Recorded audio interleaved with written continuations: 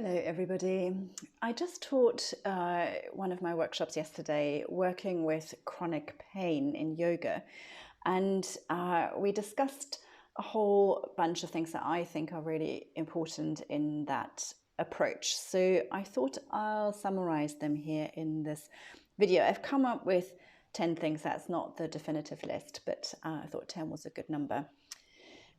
First of all, actually, I want to speak a little bit to what I think is not so helpful. I so often see these memes on social media and sales tactics and all of that. Do these 10 poses for your back pain. And I always have to laugh because I look at it and think, yeah, maybe to give you back pain. I'm not really so sure that they are that helpful. It's just not a linear thing when working with persistent pain or any other persistent struggles. So that's one major thing to take away from that and to really understand before we even go any further. A couple of other things that I don't think are all that helpful and that we get that we learn as yoga teachers in our initial trainings is there's kind of a certain way that we get taught how to offer props or offer modifications for students who might be struggling with some pain in their body. And it's often presented with some kind of condition, and the way it's done, it's kind of just underlining the problem and highlighting the problem and just kind of writing it even more into our system. So I don't think that's very helpful. I'm not saying I'm against finding different options and maybe using some props, but they need to be in full support. There need to be an exploration. They need to be for everyone in the group and not singling anybody out. And then also I don't really think it's all that helpful to keep focusing in on that one part of the body that is in pain, because the body isn't made up of separate parts in the first place, so we need to speak to the whole of the body. I could probably make another or a longer list on all the things that I don't think are so helpful, but let's look at the things that I feel we need to do instead. So number one, first of all, and this is the foundation to my practice and really all of my classes, anything that I do, is to reestablish our connection with the ground. I could speak to that in a whole separate video, our broken relationship to gravity. There's so much to say on that. But the two main factors in that as to why I think that's so important, it's one, I think it helps to find safety or a felt sense of safety in our body. It helps calming the nervous system. But it also, most importantly, disrupts our habits of tension. A lot of tension pulls us up and away from the ground. So if we are really tuning into practicing grounding and really tuning into what that means in the body, giving a chance for the bones to fully rest into the ground without the muscles needing to hold on with tension, we are going to disrupt that habitual muscular tension in the body. Number two, talking of habits, this is from one of my amazing teachers, Peter Blackaby. He always talks about how we need to really disrupt all of the unhelpful habits in the body because there are so many and most of them are at the root of a lot of the pain that we feel in the body, and work on refining more helpful habits. As we are creatures of habits, habits are useful as such, otherwise we couldn't really manage life on a day-to-day basis. However, a lot of the habits that we have accumulated over a lifetime have become unhelpful. Number three, and it is linked with that, is to remap our body and movement on the brain and the nervous system. A lot of somatic movement practices are really based on that principle. In yoga, we speak a lot about awareness, but I think it's kind of a word that's been overused a little bit and has lost its authenticity. To me, it's a neurological process that we're doing, and really the real potency of yoga, that we can remap the body and movement. Number four, I think we need to really work on creating safe space. And I spoke about safe space so much before. We know it's relative. There's no ultimate safe space. Everybody experiences safety very differently. but as teachers, we have a responsibility, I think, to at least think of, the sort of minimum requirements. And there's a long list on that. But, for example, really how we choose our language, how we offer our options, that they're equal options, that we offer choice and foster choice, making choices, that everything is invitational. So people also have an opportunity to reconnect with their agency that might have got lost through the struggles. Then also very much related to that, number 5 is to include tools and practices that support a more regulated nervous system. And I'm a great fan of offering these up in such a way that they can become useful tools for people to do at home and on their own. They shouldn't have to rely on you as a teacher to do these tools. They should be easy, simple, short. They fit in your pocket, and therefore they can be of use as and when needed. Number six, key focus is to foster interoception. So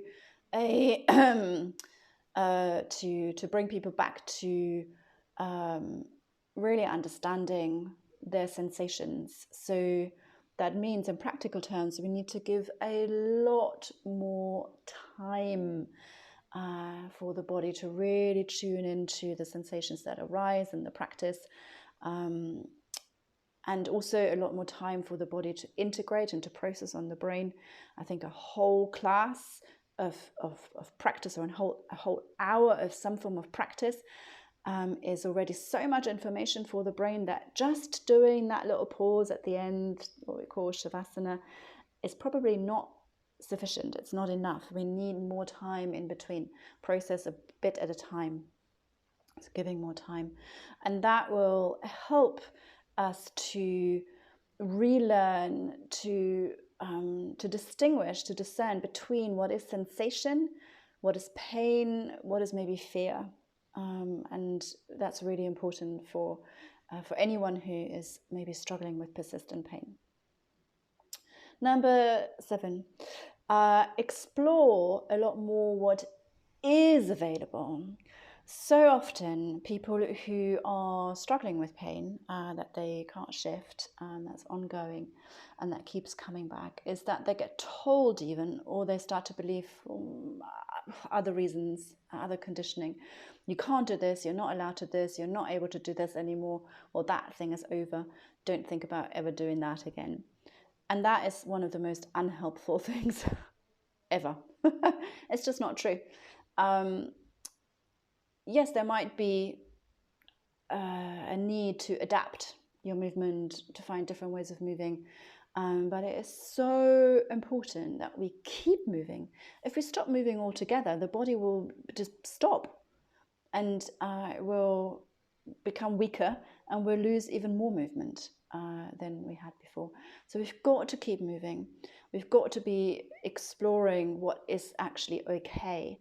And then through that, we can start building resilience in the tissues. To build resilience in the tissues, to strengthen tissues, we actually have to load them. So it's absolutely crucial that we don't stop moving, because if we stop, we're not going to strengthen our tissues, and that's not helpful in the long run at all. Number 8, sorry, I'm rattling through them. My videos always get too long, so I'm trying to keep it a bit more concise.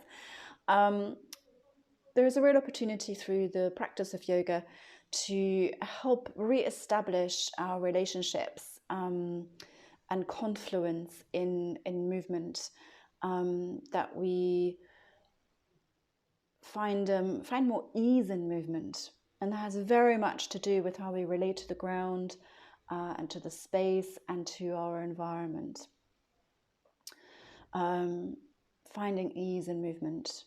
Movement should feel, if you get poetic about it, it should be like a beauty in movement.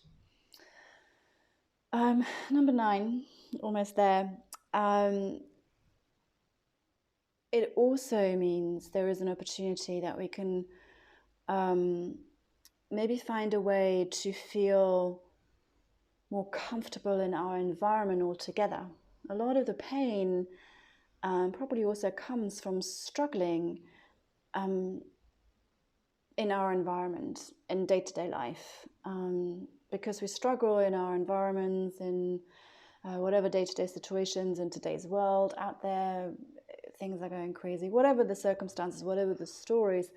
But the more we struggle in feeling comfortable in our environment, the more we contract, the more we pull away from the ground, the more we pull away from gravity, and we go back to where we started. And pain will find it way more easy to get hold of the body and spread in the body also. So can we, through yoga, also, take this really off the mat and into day-to-day life, and find a way to feel more comfortable again in our environment. And that leads to number 10, really taking this practice into the world and into our community. So if we are finding a way to show up or feel more comfortable as we show up, we will also show up for life and in our community in a more meaningful, empathetic, compassionate way, and it will have a ripple effect in supporting our community. So kind of that takes yoga off the mat. So those are the 10 things that in my mind a yoga class should foster. I think if I sat with it for longer, I would come up with a whole bunch more. I would love to hear your thoughts on that. What is important for you that a yoga class gives you as a participant of yoga classes, or if you're a teacher, also what is it that you really love to bring to the class? What do you want people to walk away with? Why do you do what you do? Why do you teach yoga in the first place? Love to hear from everyone. As you know, I love these conversations. I think they're important, and I love the fact that I'm so grateful that these conversations are taking place. Thank you so much for listening, and take care of yourselves.